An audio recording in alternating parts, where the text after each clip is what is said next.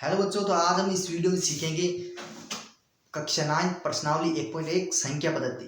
यानी जो 1.1 प्रश्नावली अपनी कक्षा 9 की, उसके सारे क्वेश्चन आज हम कवर करने वाले हैं। तो आज मैंने प्रश्नावली 1.1 का पहला क्वेश्चन ले रखा है। तो पहला क्वेश्चन हम पहले सोल्व करेंगे, फिर आगे नेक्स्ट टू नेक्स्ट आगे आने वाले सारे क्वेश्चन सोल्व करेंगे। तो देखो, पहले क्वेश्चन में क्या बोल रखा है, क्या शून्य एक परिमेय संख्या है? क्या शून्य एक परिमेय संख्या है? क्या इसे p बटा q के रूप में लिखा जा सकता है, जिसमें p और q एक पूर्णांक है और q is not equal to 0।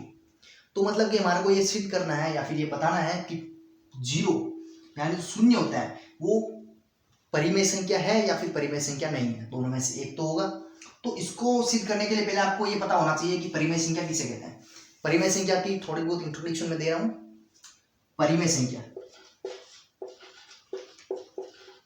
परिमेय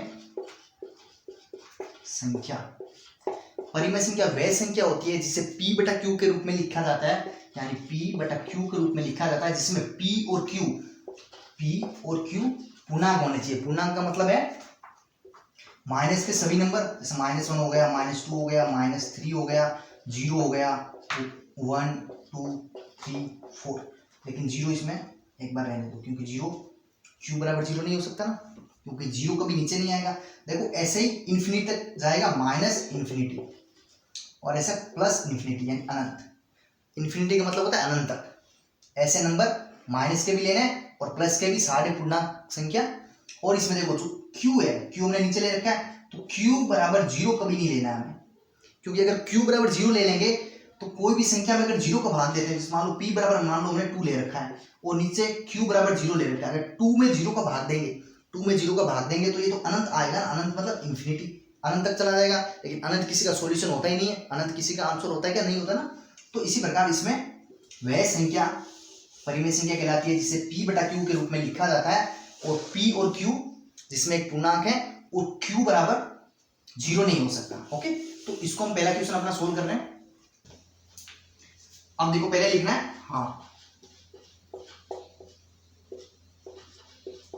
शून्य एक परिमेय संख्या है। ओके, शून्य एक परिमेय संख्या। अब देखो, जिसमें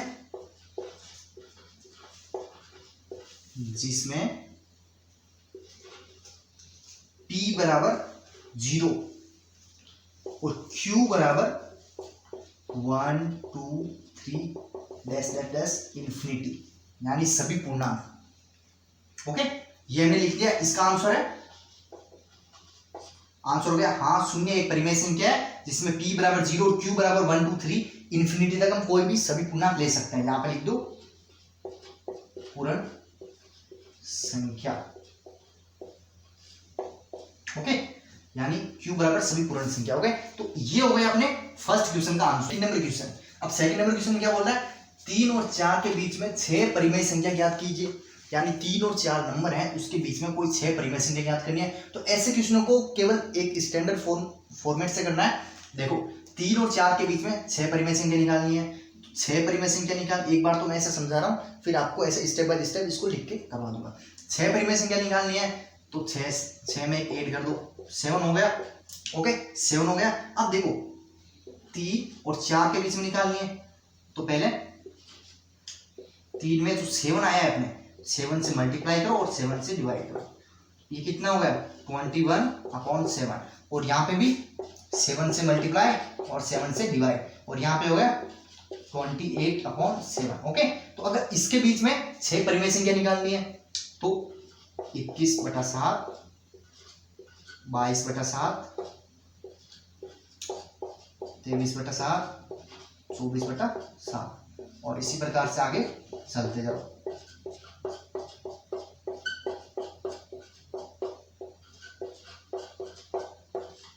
यानी ये हो गई अपनी परिमेय संख्या। किसके बीच? 3 और 4 के बीच परिमेय संख्या। देखो, 3 और 4 का मतलब है ये हो गई 6 परिमेय संख्या, 2 4 और 6। ओके, तो ये 3 और 4 के बीच में परिमेय संख्या, 6 हमारे को परिमेय संख्या निकालनी थी तो निकाल दी। अब देखो इसको समझो, पहले हमने क्या किया, जितनी परिमेय संख्या निकालनी है यानी जितनी परिमेय संख्या निकालनी है उसमें एक ऐड करो, यानी 6 परिमेय संख्या निकालनी है तो इसमें हमने एक ऐड कर दिया, एक ऐड करते 7 आ गया। अब जो एक ऐड करने के बाद जो भी नंबर आए हैं उसको मल्टीप्लाई करो, डिवाइड करो, यानी जिस संख्या के बीच में निकालना है, 3 के बीच में निकालना है, 4 के बीच में निकालना है, तो पहले 3 के साथ 7 को मल्टीप्लाई और डिवाइड करो, तो 7 को 3 से मल्टीप्लाई करो 21 और नीचे 7, और इसी प्रकार से 4 के साथ भी सेम ऐसे ही करेंगे तो 28/7। अब देखो यहाँ पे 28, यहाँ पे 21 दे रखा है, तो 21 से लेके 28 तक नंबर लिखो और अपॉन में 7 लगा जाओ। ये आ गया अपना 3 और 4 के बीच परिमेय संख्या। ओके,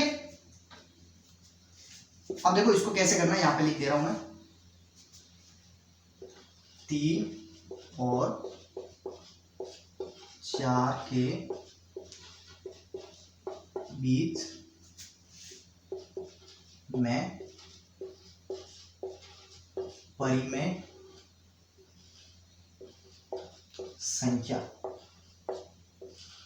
ओके, ये होगी अपनी परिमेय संख्या, यानी 6 परिमेय संख्या हमने निकाली। अगर किसी भी फॉर्मेट में अगर पूछ लिया आपसे, मान लो 4 अगर परिमेय संख्या पूछ रहा है तो यहाँ पे 4 + 1 = 5 आ रहा है, तो 5 को यहाँ से मल्टीप्लाई करो और डिवाइड करो। इसी प्रकार से इसमें भी 5 से मल्टीप्लाई और डिवाइड करेंगे, तो ये हो गया अपना सेकंड नंबर क्वेश्चन।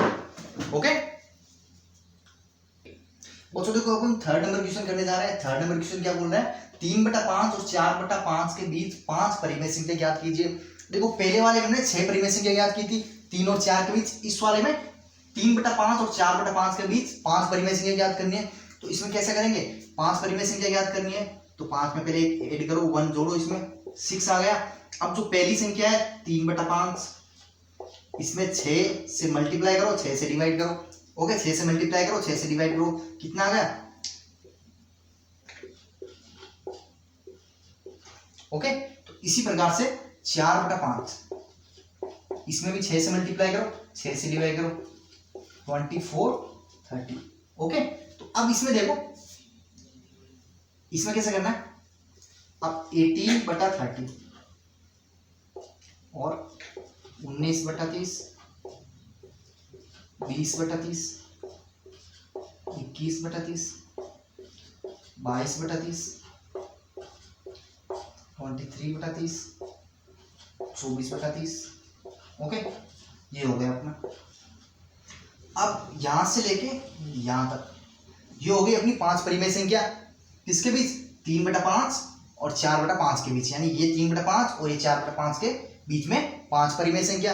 तो देखो ये स्टैंडर्ड फॉर्मेट है, क्या करना है, जो जितनी भी आपको परिमेय संख्या निकालनी है उसमें जोड़ना है, और जो संख्या आ रही है उससे मल्टीप्लाई करो, उससे डिवाइड करो, उससे भी मल्टीप्लाई करो, उससे डिवाइड करो, फिर उस जो भी नंबर आ रहा है, जैसे यहाँ पे 18 आ रहा है, यहाँ पे 24 आ रहा है, तो 18 के ऊपर 18, 19, 20, 21, 23, 24 तक ऐसे चलना है अपने को। और नीचे देखो सब में संख्या सेम है दोनों में। यहाँ पे भी तो हम 4th नंबर क्वेश्चन कर रहे हैं। 4th नंबर क्वेश्चन पूछ रहा है क्या निम्नलिखित कथन सत्य है, यानी नीचे हमारे को 3 कथन दे रखे हैं, 3 लाइन दे रखी है, क्या वो सही है या गलत है, उस पर हमारे को अपना ओपिनियन देना है। तो पहले देखो फर्स्ट वाला देखो, प्रत्येक प्राकृत संख्या एक पूर्ण संख्या होती है। तो पहले तो ये समझो कि प्राकृत संख्या और पूर्ण संख्या दोनों कौन सी संख्या, तो प्राकृत संख्या वह संख्या जो 1 से शुरू होती है, वह संख्या जो 1 से शुरू होती है और अनंत तक चलती है उसे प्राकृत संख्या कहते हैं। और पूर्ण संख्या वह संख्या जो 0 से शुरू होती है और अनंत तक चलती है, 0, 1, 2, 3 ऐसे करके जो अनंत तक चलेगी। ओके, प्राकृत संख्या वह संख्या जो 1 से शुरू होती है, पूर्ण संख्या वह संख्या जो 0 से शुरू होती है। अब देखो पहला क्वेश्चन, प्रत्येक प्राकृत संख्या एक पूर्ण संख्या होती है, यानी प्रत्येक प्राकृत संख्या एक पूर्ण संख्या है, यानी ये वाली जो संख्या है सारी पूर्ण संख्या में आती है क्या, यानी 1 है जो पूर्ण संख्या में आता है, ठीक है, 2 है वो भी आता है, 3 है वो भी आ रहा है, और आगे चलने वाली सारी संख्या पूर्ण संख्या में आएगी। तो पहले में कह सकते हैं कि हाँ प्रत्येक संख्या एक पूर्ण संख्या है, तो इसके आगे से राइट का चिन्ह या फिर सत्य लगा सकते हैं। अब देखो सेकंड वाला, प्रत्येक पूर्णांक संख्या एक पूर्ण संख्या होती है, यानी प्रत्येक पूर्णांक संख्या एक पूर्ण संख्या होती है। पूर्णांक में क्या आ गए, पूर्णांक का मतलब हो गए सारे माइनस वाले और 0 और 1 2 3 ऐसे करके अनंत तक, और माइनस में भी सभी अनंत तक। ओके, माइनस के सभी अनंत तक। तो पूर्ण में तो सभी नंबर आएंगे, माइनस के हो जाए चाहे 0 हो चाहे 1 2 3 सारे नंबर आएंगे। ओके, तो इसमें बोल रहा है प्रत्येक पूर्ण संख्या एक पूर्ण संख्या होती है। तो इस वाले में देखो फाल्स आएगा, क्योंकि देखो पूर्ण संख्या में केवल 0 1 2 3 ले रहे हैं, लेकिन पूर्णांक में तो माइनस के भी है ना, तो माइनस के इसमें तो आ नहीं रहे, तो ये हो जाएगा हमारा गलत, असत्य। ये हो गया अपना असत्य। प्रत्येक परिमेय संख्या एक पूर्ण संख्या होती है। तो देखो पहले तो ये समझो परिमेय संख्या किसे कहते हैं। परिमेय संख्या वह संख्या जिसे p बटा q के रूप में लिखते हैं, यानी परिमेय संख्या का मतलब क्या, वह संख्या जिसे p बटा q के रूप में लिखते हैं। जैसे कौन सी होगी, 1/2 हो गया, 5/7 हो गया, 3/8, यानी बट्टे वाली जितनी भी संख्या है वो सारी परिमेय संख्या है, चाहे माइनस में हो चाहे प्लस में हो। ओके, तो इसमें देखो प्रत्येक परिमेय संख्या एक पूर्ण संख्या है। पूर्ण संख्या हमने अभी देखा था 0 1 2 3 ऐसे करके जो अनंत तक चलती है वो पूर्ण संख्या होती है। तो इसमें देखो 0 आ रहा है, 1 आ रहा है, 2 आ रहा है, यानी ये बट्टे वाली संख्या इसमें नहीं आ रही ना, तो बट्टे वाली संख्या नहीं है, तो हम कह सकते हैं प्रत्येक परिमेय संख्या एक पूर्ण संख्या नहीं है, यानी ये भी होगा हमारा गलत, यानी असत्य,